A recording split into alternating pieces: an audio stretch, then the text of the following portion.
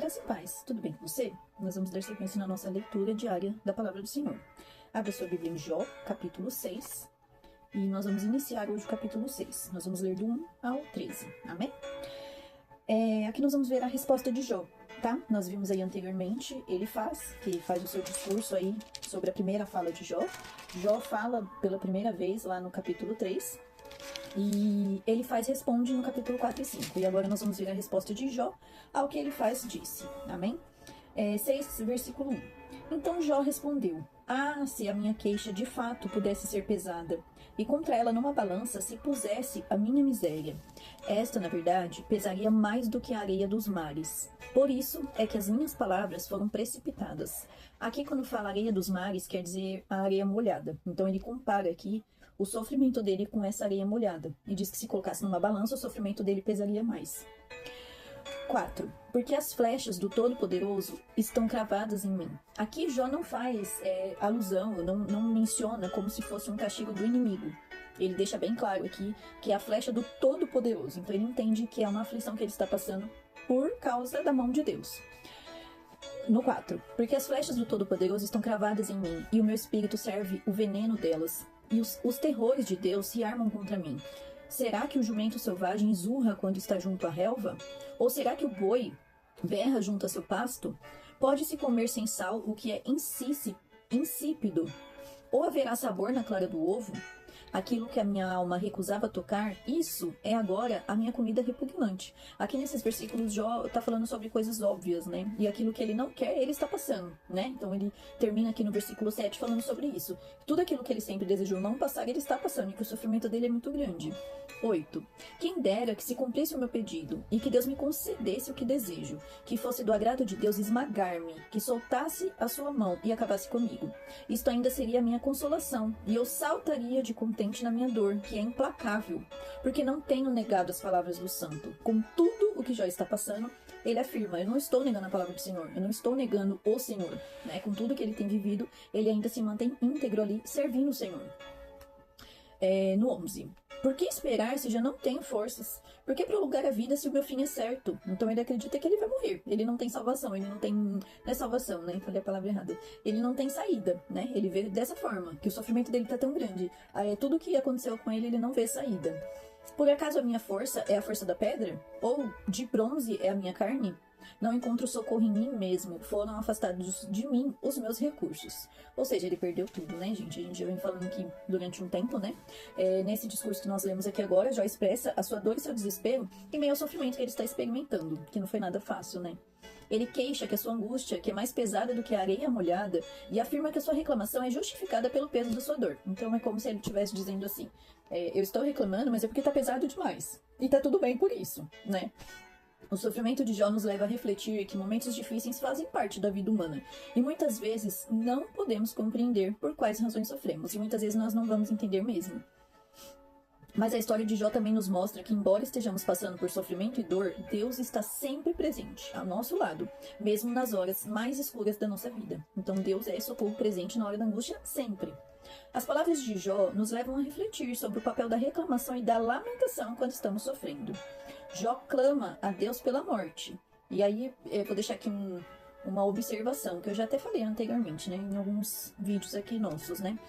Em nenhum momento ele fala sobre a morte pensando sobre suicídio, né. O suicídio não é considerado uma opção. Fica implícita a ideia de que a vida e a morte estão nas mãos de Deus.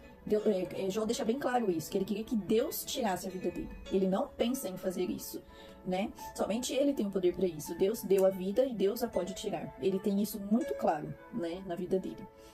Então Jó clama pela morte e pode até parecer impróprio ou inadequado aos olhos dos seus amigos. Para quem está ouvindo ele falar, parece que é uma loucura.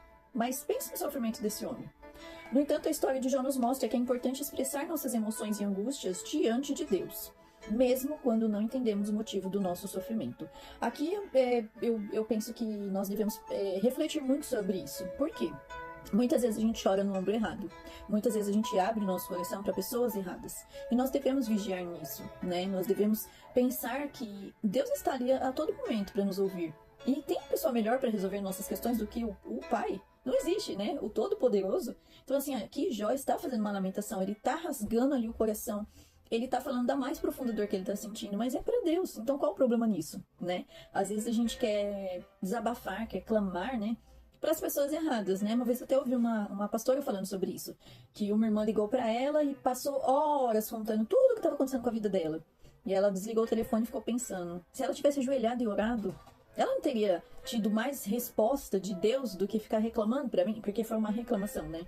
A pessoa fica ali reclamando. Por que ela não vai clamar a Deus num lugar de reclamar para alguém? Quando você reclama para alguém, ou que você rasga o seu coração para alguém, você está dando possibilidade daquela pessoa falar sobre aquele problema para você. E muitas vezes a gente pode estar falando com a pessoa errada e ouvir um conselho errado e tomar uma atitude errada. Olha como isso é sério, né? Diante daquilo que você desabafou, a pessoa vai te dar um conselho. E às vezes essa pessoa não é uma pessoa de Deus. E qual conselho que você vai receber dessa pessoa?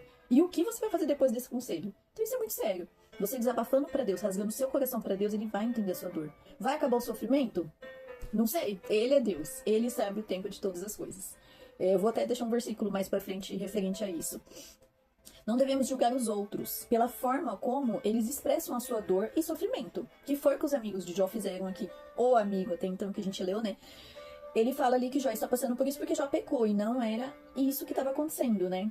Em vez disso, devemos buscar compreender essa pessoa, oferecer apoio, empatia, verdadeiramente nos colocar no lugar do outro. Se a pessoa está passando um problema para você, é porque ela confia em você, sabe? Pega esse problema como se fosse seu e ore. Tome posse desse problema como se fosse seu mesmo e ore por essa pessoa. Quando a gente cuida das coisas do Senhor, Deus está cuidando das nossas. E quando a gente cuida da causa do irmão, Deus está cuidando das nossas. E isso é servir a Deus, né? Cuidar do irmão, cuidar do próximo, como se fosse seu problema. Orar por ele como se fosse a sua causa. Essa é o verdadeiro motivo da gente ser cristãos, né? Sermos irmãos em Cristo. A dor física e emocional é uma parte comum da vida humana e muitas vezes nos faz questionar a bondade de Deus. No entanto, a história de Jó nos ensina que Deus não é a fonte do nosso sofrimento, e sim o mundo em que vivemos. Deus não fez Jó passar por tudo isso porque Deus é um Deus mau que queria provar Jó, né? Não foi por conta disso. A fé de Jó. Jó era um homem temente, Deus o conhecia, sabia o que ele conseguiria aguentar. Jó afirma que sua consolação e alegria em meio à dor é saber que ele é inocente diante de Deus. Ele vai falar isso lá no versículo 10. Entre o 10... no 10, que ele fala, porque não tenho negado as palavras do santo. Então a consolação e a alegria, isso ainda seria minha consolação e eu saltaria de contente. Então ele, diante de tudo isso, ele ainda não está negando o Senhor, né? Ele continua ali fiel a Deus. Isso nos lembra que Deus não está punindo Jó pelo seu pecado, que nós já falamos aqui várias vezes, mas permitindo que ele passe por esse sofrimento, como parte do mundo caído em que vivemos. Nós vamos passar por aflições. Jesus disse, no mundo tereis aflições, tem de bom ânimo, eu venci o mundo. Se ele deixou esse recado é porque realmente passaríamos por problemas. Ele passou por grandes tribulações. Então quem somos nós, né? Jó expressa sua desesperança e falta de forças, afirmando que não tem mais pelo que esperar e que a sua força se esgotou. Ele foi sincero, é uma oração sincera. Sabe aquele dia que você ajoelha e às vezes nem palavras você tem para dizer para Deus? É sobre isso, sinceridade. A história de Jó nos mostra que o sofrimento pode nos levar a um estado de desesperança, onde não vemos mais razão para continuar lutando e esperamos por um fim melhor. Somente Deus pode trazer esperança mesmo em meio ao sofrimento e à dor. Ainda que você esteja no fundo do poço com um problema gigante, com a alma angustiada, com dor, com sofrimento, somente Deus pode te tirar dessa situação. Falar com pessoas alivia, falar com pessoas tiram essa carga pesada de nós, nos ajuda a pegar bons conselhos, né, de boas pessoas, mas somente Deus pode aliviar o seu coração, somente Deus pode tirar esse peso da sua alma. Não existe forma nenhuma, a não ser Deus, de aliviar a angústia da nossa alma. É importante reconhecermos as nossas limitações e pedirmos ajuda quando necessário. Não podemos lidar sozinhos com tudo o que a vida nos apresenta. Não podemos lidar sozinhos com tudo que a vida nos apresenta. É coisa demais e às vezes é um fardo pesado demais. E precisamos confiar em Deus e nos bons amigos que Deus nos apresenta para superar as nossas dificuldades. Tenha amigos que te ajudem. Que fique essa reflexão hoje para nós, que nós possamos contar com amigos de Deus, amigos que nos ajudam, que nos levantam quando estamos caídos. Em Eclesiastes vai dizer que é melhor ser 2 do que 1, porque quando um cai, o outro o ajuda a levantar. Então, que nós possamos ser esses amigos. Não somente esperar amigos assim, mas que nós possamos ser, sabe? Que a transformação comece em nós. Que nós possamos ser esse tipo de pessoa que vai ajudar outras pessoas. Eu vou deixar um texto aqui para nossa reflexão, que fica lá em 1 Coríntios, lá nas cartas, lá no finalzinho, assim, mais ou menos, da Bíblia, Novo Testamento. 1 Coríntios 10, 13, que vai falar sobre sofrimento. E aí eu queria deixar esse versículo aqui para a gente poder gravar no nosso coração e crer que Deus pode nos tirar de qualquer situação. Amém? 1 Coríntios 10, versículo 13. Não sobreveio a vocês nenhuma tentação que não fosse humana, mas Deus é fiel e não permitirá que vocês sejam tentados além do que podem suportar. Pelo contrário, juntamente com a tentação, proverá livramento para que vocês a possam suportar. Então, junto com essa provação que você pode estar passando, tem livramento. Deus é fiel e não permitirá que você seja tentado além do que você possa suportar. Gente, olha a história de Jó. Vamos pensar aqui nos nossos estudos aqui. Deus conhecia Jó, sabia até onde ele aguentaria. Deus não deixou Satanás tomar conta da vida de Jó e fazer uma algazarra. Nós lemos aqui. Deus deixou com limites. Por quê? Deus sabia até onde Jó poderia suportar. Deus sabe até onde nós podemos suportar. E aqui na palavra do Senhor é confirmado isso. Em 1 Coríntios 10, 13. Não sobreveio a vocês nenhuma tentação que não fosse humana, mas Deus é fiel e não permitirá que você seja tentado além do que você possa suportar. Meus irmãos, tem palavra melhor do que essa? Nada que você está passando é maior do que você pode suportar. E ainda, juntamente com a tentação, proverá livramento. Em algumas traduções fala sobre escape, né? Que é livramento.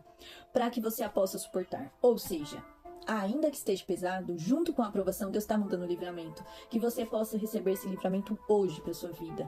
Olha ao seu redor, sabe? Não fique com a sua visão limitada. Olha ao redor, tem escape para você. Assim como tem para mim, né? Que a gente possa ter essa visão das coisas de Deus e que os nossos olhos hoje possam ser abertos, que a nossa audição possa ser limpa nesse dia que a gente está aqui fazendo a nossa leitura e que nós possamos ser sensíveis à voz de Deus, ainda que estejamos passando por provações. Há livramento. Tem livramento para você e você não está passando por uma coisa que você não suporte. Seja forte e corajoso. Deus é contigo. Que Deus nos abençoe e que possamos estar aqui novamente na segunda-feira para ler mais uma porção da palavra do Senhor juntos. Em nome de Jesus. Deus abençoe e um final de semana muito abençoado por Deus. Tem escape do Senhor para sua vida. Em nome de Jesus.